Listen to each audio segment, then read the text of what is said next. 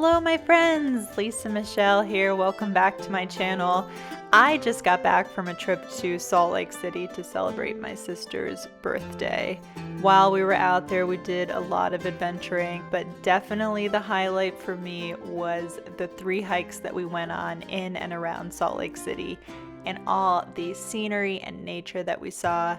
And I really wanted to share that with you. So come along and explore with us. Let's go hiking in Salt Lake City, Utah.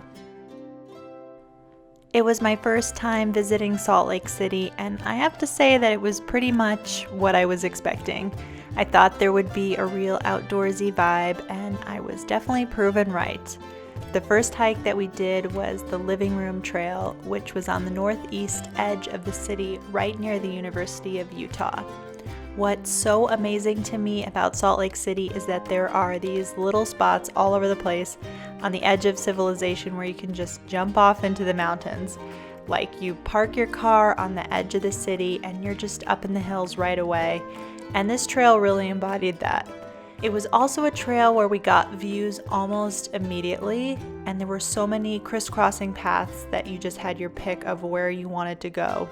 And I imagine it's the kind of place that you could go after work and never get bored. There were tons of people hiking with their dogs and mountain biking, which just gave this trail such a friendly atmosphere. We came in the afternoon and it was sunny and warm and so incredibly pleasant, just absolutely loved it. We hiked for about an hour total, exploring some less trodden hillsides, and we went up and then came back down and down. Our second hike was the Waterfall Canyon Trail off the 29th Street trailhead in Ogden, Utah, about a 30-minute drive north of Salt Lake City. Ogden's a city of about 90,000 people, and it had a pretty relaxed kind of suburban vibe. Once again, we found this trail that was just on the edge of a neighborhood where you could just step off the pavement and be in the wild immediately and get really good views right away as well. One thing to note is that we had been a little concerned that it was going to be pretty cold since our trip was in mid-November, but actually the weather was just perfect for hiking. Of course, it's important to dress in layers, and especially if you're climbing these Utah hills, to not start off dressed too warm because you will warm up. But even in this shady canyon, we really weren't too cold. We were actually very comfortable. Fortunately for us, winter had not quite yet come to Utah. The Waterfall Canyon Trail was about 2 hours round trip or a little less, and we definitely took our time on the way up and spent some time enjoying the waterfall when we got to the top. The trail wasn't too steep or technical. I would say it was pretty moderate and steady. It gains 1,200 feet of elevation and it's 2.5 miles long round trip.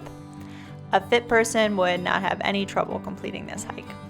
And the 200-foot waterfall at the top was such a gorgeous and unique feature.